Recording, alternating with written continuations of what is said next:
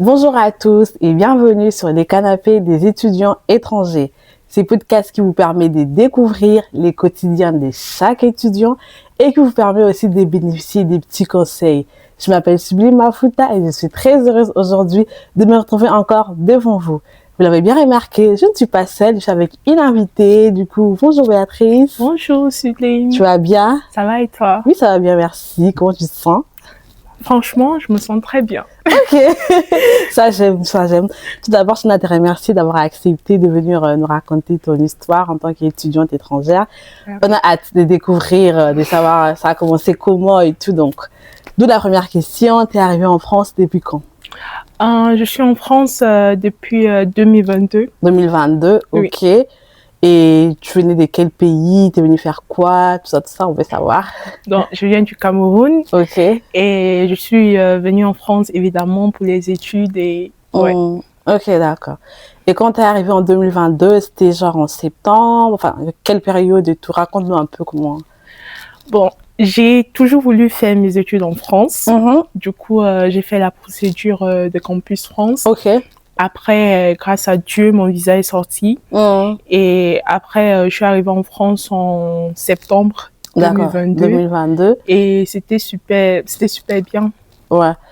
Et quand tu es arrivée, c'était du coup pour faire quelle formation exactement? C'était pour faire le management commercial. En première année, du coup, de bachelor. Ok, d'accord. Oui. Et ça s'est passé comment ta première année et tout? Franchement, quand je suis venue en France, c'était assez difficile parce que les frais de scolarité étaient tellement chers. Ok, donc du coup, c'était un truc privé. Oui, c'était une école privée. Ok. Donc, il fallait que je change d'école. D'accord. Ouais, parce que c'était pas évident, quoi. Oui. Et j'ai commencé à rechercher des écoles, j'ai postulé sur Parcoursup, mais c'était déjà fermé. Ok, oui. Donc, je devais juste chercher une autre école privée qui était aussi chère. Donc, c'est ce que j'ai fait. J'ai postulé, grâce à Dieu, j'ai trouvé une école qui coûtait 4 500 €. Ok, d'accord. Et c'est comme ça que, vers novembre, j'ai changé d'école. Ok, d'accord. Oui. Ah, mais c'est bien. Mais du coup, quand tu as changé d'école, c'est toujours dans la même formation ou Oui, mais quand je suis arrivée en France, je devais faire le management général. Ouais. Maintenant, dans la nouvelle école, c'était le management commercial. C'était plus spécialisé, mais c'était toujours dans le domaine du management. Ok, d'accord. Ça, c'est intéressant. Et après, dans la nouvelle école, ça s'est passé comment? Les frais étaient chers, mais comment t'as... Enfin... les frais étaient chers, oui, mais moins chers que l'autre école. Oui. Ça coûtait 4 500 €. D'accord. Et je devais payer, donc j'ai enchaîné des jobs étudiants. Faut me raconter. Oui, j'ai travaillé chez Burger King. Et moi aussi. Toi aussi? Oui. Ah, super. Et je fais du babysitting. Non, ça, j'ai pas fait. Ah, ça, t'as pas fait. Ouais, j'ai pas fait. Et après, j'ai pris un engagement pour payer 500 € par mois. Ok, d'accord. Du coup, je versais 500 € par mois. Et j'avais aussi l'AVI. C'est vrai qu'avec les 615 € de l'AVI, ça va. Et tout, ouais. Mais comme j'avais un logement étudiant où il fallait que je paye, c'était pas évident du tout. Ouais. Donc, avec le job étudiant, la première année, j'ai pu m'en sortir en attendant de trouver une alternance, quoi. Ok, d'accord. Mais du coup, là, on va vraiment rester d'abord sur la première année. D'accord. Tu trouves l'autre école qui t'est permis, en fait, de baisser un peu, voilà, au niveau des frais et tout. Mais quand tu as trouvé un job étudiant, comment t'es arrivé, du coup, à faire? Parce que tu as trouvé ton job étudiant dès ta première année. Oui.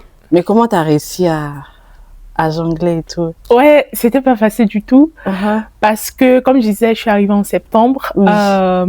Normalement, je devais être hébergée en famille, mais ça s'est pas passé comme prévu. Du coup, j'ai cherché un logement pour moi. Du coup, j'ai trouvé le logement en octobre et j'ai trouvé mon job étudiant en novembre. D'accord. Du coup, par rapport à l'école, par rapport au job étudiant, c'était vraiment difficile de gérer tout ça. Mon job étudiant, c'était genre 15 heures la semaine. 15 heures dans la semaine et tout. Et la chance que j'ai eue est que j'étais dans une école où les autres étaient en alternance. Du coup, j'avais cours que 2 fois la semaine. Oui. Et les autres 3 jours, je partais travailler. Et parfois, quand mon manager avait besoin de moi, je partais la nuit vers 19h après les cours. Donc, c'est comme ça que j'ai géré. Ah, ok, d'accord. Super intéressant, alors. Et donc là, ça s'est bien passé pour toi? Tu as pu valider ta première année et tout? Oui. Ouais. Oui, j'ai pu valider la première année. Par la grâce de Dieu aussi. Oui, j'ai pu valider la première année et la deuxième année, j'ai recherché une alternance. Ok. Et ça s'est passé comment? Parce que la recherche d'alternance, c'était chaud, c'était difficile. Oui. J'ai trouvé l'alternance toujours dans la restauration. Ok, d'accord. J'ai trouvé la première alternance vers mai. Ok. Et j'ai commencé en juin. Sauf que après 2 mois, ils n'ont pas validé ma période d'essai. Ok. Du coup, je me suis retrouvée sans alternance. Oui, oui. Et c'était difficile. Je me disais comment je vais faire pour payer mon école, parce qu'il fallait que je change d'école, parce que l'école là n'était pas trop bien. Ok, d'accord. Du coup, j'étais obligée de rester dans l'école pour valider l'année, mais après, du coup, j'étais stressée, j'étais dépressive et je savais pas comment faire. Et je me rappelle que je parlais de ça avec Dieu. Je lui disais que voici ce que je ressens en ce moment. C'est vrai que tu vois tout ce qui se passe, mais s'il te plaît, fais quelque chose. S'il te plaît, fais quelque chose là. Oui. Et après, genre, quand ils n'ont pas validé ma période d'essai, le lendemain, comme je disais, je savais pas quoi faire. Après 2 jours, 2-3 jours, il y a ma conseillère de formation qui m'appelle. Elle me dit qu'elle a envoyé mon CV dans une autre entreprise et tout. Et qui avait un job dating où je devais y aller. Et j'ai dit, OK, je suis partie pour le job dating. Et le lendemain, ils m'ont pris. Oh, gloire à Dieu. Ouais, gloire à Dieu. Ils m'ont pris et c'était bien. Et là, là-bas, j'ai validé ma période d'essai. Ok, c'était juste l'endroit qu'il fallait pour toi, oui, quoi. Exactement.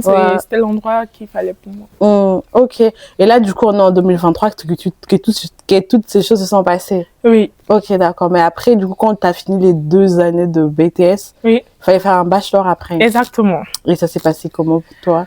Il fallait faire un bachelor. Mais je pouvais plus rester dans l'autre entreprise parce que ça s'est pas bien passé avec mes collègues et tout. J'ai vécu du harcèlement et tout. D'accord. Donc, j'ai trouvé aussi une autre entreprise pour mon bachelor. Par contre, ça s'est trop bien passé. Et c'est comme ça que j'ai validé l'année aussi. Et là, maintenant, je suis en master. Et du coup, là, tu es en master en quoi?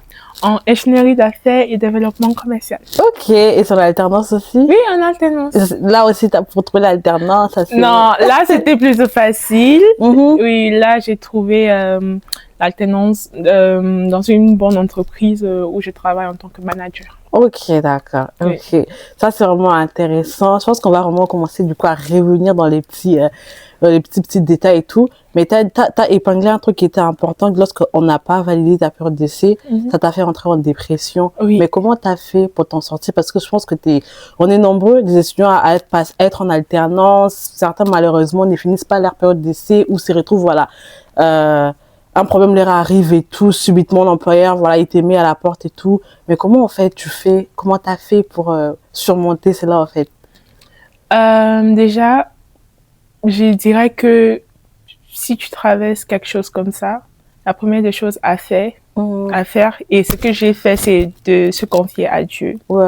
Moi, j'ai parlé à Dieu, je savais que il avait un plan supérieur pour ma vie.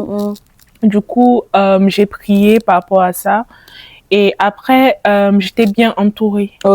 Oui, j'ai eu des amis et tout qui étaient là avant moi. Ils m'ont dit que c'est comme ça que ça se passe ici. Du coup, ça m'a un peu fortifiée psychologiquement. Et après, j'étais focalisée aussi sur l'objectif, comment je peux dire, principal. Ça veut dire que même si j'ai traversé des choses difficiles sur l'instant là, je me disais qu'il y a quelque chose de plus grand devant. Donc, il faut se focaliser sur ça. Et c'est comme ça qu'avec le temps, j'ai réussi à surmonter ça. Ok, d'accord. Mais franchement, c'est vraiment important de savoir. Moi, j'ai bien aimé ce que t'as dit surtout sur l'entourage. Parce que quand on vient à l'étranger ici, voilà, on rencontre vraiment ce que la Bible dit, les mauvaises compagnies, comme les bonnes mœurs. On en trouve de tous côtés. Et dans ce genre de situation, on peut facilement tomber sur un ami qui va encore nous enfoncer, nous dire non, et tout. Mais vraiment, gloire à Dieu pour toi, pour la qualité des personnes avec qui que tu fréquentes, qui t'ont aidé à surmonter ces moments et tout. Voilà. Là, en fait, on est vraiment arrivé, tout s'est bien passé pour toi, et t'es arrivé en Master 1 par la grâce de Dieu, t'as su surmonter. Mais du coup, on a vu ton parcours, et t'es arrivé en Master 1, mais là, déjà sur les réseaux, moi sur TikTok, je t'ai connu parce que tu donnes des conseils, comment trouver un logement, voilà, Crous et tout. Mais comment t'as fait? T'arrives en France et tout, tu trouves un logement facilement. C'était comment pour toi? C'était pas si facile que ça. J'avais fait la demande en ligne, j'ai pas eu de réponse. Du coup, j'ai décidé de me rendre sur place. Et quand je suis arrivée là-bas, j'ai vu une dame qui était super gentille. Je pense que Dieu m'a favorisée encore. Désolée si je parle trop de Dieu. C'est grâce à lui, genre... Si on parle de la foi en Dieu, les étrangers, tout ça, c'est inclus. Donc, oui, Dieu m'a favorisée. Et j'ai expliqué ma situation à la dame et elle a décidé de me réserver un logement sur place. Oui, et c'est comme ça que j'ai eu mon logement. Ah, mais moi, c'est un miracle, quoi. Oui, c'est un miracle. C'est un miracle parce que moi, j'ai essayé les grosses soirées de France et tout, mais liste d'attente à mort. En plus, j'ai dit soir avant l'ex et tout. C'est chaud. Ouais, c'est vraiment chaud et tout. Mais du coup, j'ai vu sur TikTok que t'es des bases anglophone. Oui. Mais comment t'as fait pour ir en France, étudier en français? Ah, c'était pas facile. En fait, quand je suis arrivée, j'avais tellement peur. J'avais pas confiance en moi, surtout en classe. Je me disais que comme je ne parle pas très bien la langue, comment je vais faire pour m'en sortir et tout. Mais attends, le Cameroun, vous parlez combien de langues? Le Cameroun est bilingue. Ah, c'est vraiment le continent. Hein? Et moi, je viens de la section anglophone. Oui, du coup, je me disais que ça allait être difficile. Mais quand on a fait notre premier examen, et j'ai vu que j'avais une note supérieure à mes camarades de classe qui étaient en francophone. Oui, pour moi, ça m'a donné le courage. Et c'est aussi vrai que Google Traduction m'a beaucoup aidé et tout. Et un peu ChatGPT aussi. C'est notre ami. Mais après, déjà, il y a une chose qui me vient juste à l'esprit comme ça. Mais c'est pas, en fait, pour toi, tu te disais pas que c'est un risque. T'es anglophone, tu te lances dans un truc francophone. Enfin. Oui, en fait, c'était un risque, surtout comme l'école qui m'avait accepté, qui était hyper chère, était une école anglophone. Du coup, quand je suis arrivée, oui, je savais que je devais faire des études dans une école anglophone. Mais j'avais pas le choix parce qu'il fallait payer 9 000 €. Non. Quand tu es face à des situations comme ça, tu vas faire des choix, en fait. Exactement. Des choix. Tu vas apprendre à parler le français. Là, t'as pas le choix. Du coup, oui, c'est comme ça que je me suis battue. D'accord. Mais c'est intéressant. Mais déjà là, on peut s'arrêter. Qu'est-ce que toi, tu peux dire? Parce que moi, je connais déjà une étudiante, mais elle, au moins, elle est dans une école qui est anglophone et tout. Les Français, c'est genre 20% et tout. Mais qu'est-ce que tu peux te donner comme conseil à ces personnes qui peuvent... Soit ça peut être l'inverse. Ils vont faire une formation en anglais alors qu'ils connaissent rien en anglais. Ils vont faire une formation en français alors qu'ils les Français, c'est pas la langue. Qu'est-ce que toi, tu peux leur dire et tout? Vraiment, en fait, juste... voilà, quoi. Un conseil parce que t'es... Moi, je pense que il faut sortir de sa zone de confort. Parce que parfois, notre bénédiction se trouve ailleurs. Parce que par rapport à ça, j'ai aussi un frère qui ne voulait pas changer d'école et tout, parce qu'il se disait que ça allait être très difficile pour lui de faire des études en français, parce qu'il a toujours fait des études en anglais comme moi. Mais à la fin, il n'a pas pu payer l'école.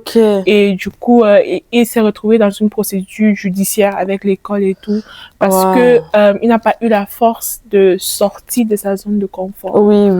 Du coup, ce que je peux conseiller aux gens qui sont dans des situations comme ça est que il faut viser plus haut que le présent, oui. Et quand on vise plus haut que le présent et qu'on a confiance en Dieu, on sait que on va prendre le risque et Dieu sera là pour nous guider.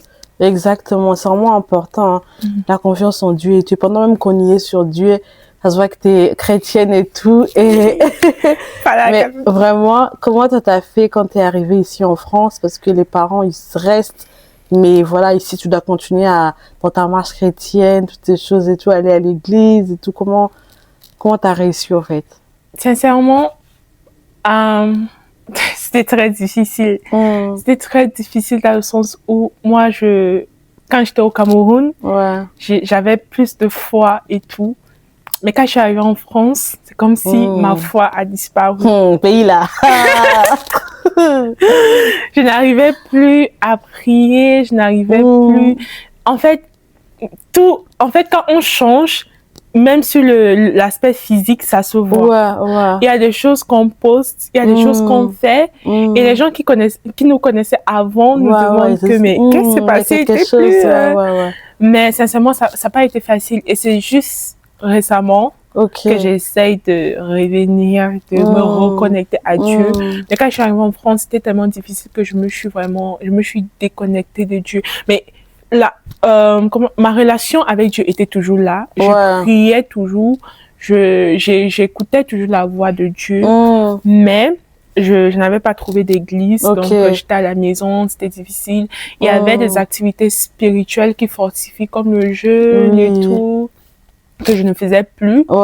Du coup, je me suis retrouvée aussi en train de faire des choses que je ne devais pas faire. Parce que il y a souvent un vide à l'intérieur. Soit tu remplis ça par la présence de Dieu, ou tu remplis ça par autre chose. C'est ça. Du coup, c'était pas facile, mais je pense que si quelqu'un se retrouve dans la même situation, il faut avoir confiance en Dieu. Il faut plus prier, il faut se rapprocher des gens qui sont forts dans la foi et demander de l'aide. Exactement. Et toi, tu avais demandé de l'aide à quelqu'un? Oui, j'avais demandé de l'aide à plusieurs personnes. Mais c'est vrai que j'ai pas reçu l'aide que j'ai demandée. Mais c'est vrai que j'ai demandé de l'aide, mais j'étais réticente quand même. Oui, parce que parfois on demande de l'aide et la personne en face veut nous aider, mais on ne sait pas comment recevoir ce que la personne veut donner. Surtout comme j'ai été déçue par l'église. Du coup, je demandais de l'aide, mais j'étais méfiante. Et quand tu es dans la présence de Dieu et tu es méfiante, Dieu ne peut pas agir complètement. Oui, exactement. Du coup, j'ai demandé, mais dernièrement, c'est une fille aussi qui m'a contactée sur TikTok. Elle m'a laissé un message. Elle m'a dit, Dieu me parle par rapport à toi. Il faut que tu te relèves et tout. Il t'aime. Vraiment un message qui m'a touchée. Après, elle m'a invitée. Elle m'a dit qu'elle a un groupe de prière où les filles prient chaque mercredi ensemble et tout. Elle m'a demandé si je voulais faire partie de ce groupe. Je suis pas dans l'église de la fille. Oui, je suis pas c'est pas mon église, mais je prie avec elle, je prie avec les autres filles. Et elle m'a beaucoup aidée aussi. Ah, mais c'est vraiment important parce que je pense que t'es pas la seule. Tout ce qu'on est arrivé à l'étranger, on a tous eu des moments où s'il y avait, t'as eu l'impression qu'il y a un break et tout, c'est un peu, voilà, tu sais pas où. Comment faire, mais je pense que comme tu as dit, il faut vraiment avoir la confiance en Dieu, il faut très bien s'entourer. C'est vraiment important d'être très, très, très bien s'entourer parce que même la Bible nous dit que la foi vient de ce qu'on entend et ce qu'on entend vient de la parole de Dieu. Donc, en fait, lorsque tu entends des choses qui sont contraires, en fait, ça t'amène toujours dans tout ce qui est contraire et tout. Mais vraiment, en fait, ce qu'on veut faire véhiculer comme message, c'est que accrochons-nous, restons attachés à Dieu. C'est vrai que c'est loin, on est seul, du coup, il n'y a pas vraiment papa, maman qui va te réveiller le matin pour te dire, va au culte, fais ceci. C'est toi-même, en fait, dans ta propre conscience, que tu dois savoir que je dois entretenir ma relation avec Dieu. Et c'est pas facile. Nous tous, on passe par des moments où ça va pas et tout, mais on essaye chaque jour, chaque moment de s'accrocher, c'est-à-dire que Dieu, je suis avec toi, et chaque moment, on reste ensemble et tout. Nous sommes vraiment arrivés à la fin de ces podcasts et tout, mais j'aimerais te laisser l'occasion de pouvoir donner un conseil à un étudiant étranger ou futur étudiant étranger qui va se retrouver dans ta situation, qui doit faire un job étudiant, qui doit peut-être, chercher une alternance, enfin, toutes ces choses que l'on est tous que chaque étudiant rencontre comme problème ou comme question dans ces pays et tout? Qu'est-ce que toi, tu peux lui dire et tout? Donc? Le conseil que j'aurais à donner est que il faut persévérer et il faut savoir pourquoi tu es là. Ok. Oui, parce que si tu sais pourquoi tu es là, tu auras toujours la force de continuer malgré les difficultés. Ouais. Si tu sais que t'es pas pareil que les autres et que tu te souviens de là où tu viens et tu sais là où tu veux aller, ça va être difficile sur le moment, ça va faire mal sur ta chair et tout, mais tu vas te dire que c'est pour la bonne cause. Oui. Et ce que j'aurais à dire est que il faut rester connecté à Dieu. Vraiment rester connecté et savoir que le plan de Dieu pour notre vie est supérieur à tout. Ouais. À tout. Donc, même si pour l'instant c'est difficile et même si pour l'instant c'est tellement horrible, je sais que Dieu utilise cette situation pour m'enseigner quelque chose. Exactement. Et il veut que je puisse être fortifiée pour ce qui me réserve dans l'avenir. Oui, c'est ça. Donc, c'est ce que j'aurais à dire. Vraiment, c'est vraiment ça, en fait. Et moi, ce que je peux dire, c'est que se reconnecter à nouveau à Dieu, c'est pas impossible. Il n'est pas trop tard pour chaque étudiant étranger, chaque étudiante que nous sommes et tout. Même si on pense on était parti trop loin. On pense juste au fils prodigue dans la Bible et tout. Quand bien il était parti très très loin, il est revenu dans la maison de son père et il a été bien accueilli. En tout cas, pour chaque étudiant, nous vous envoyons beaucoup de courage pour tout ce que vous faites comme démarche d'étudiants et tout. Démarche de logement, vraiment que Dieu vous accorde sa grâce et que tout se passe très très bien pour vous. Et d'emblée, on essaiera toujours à chaque moment d'essayer de vous apporter des petits conseils, tout ce qui pourrait être utile pour vous. On n'hésitera pas de le partager avec vous.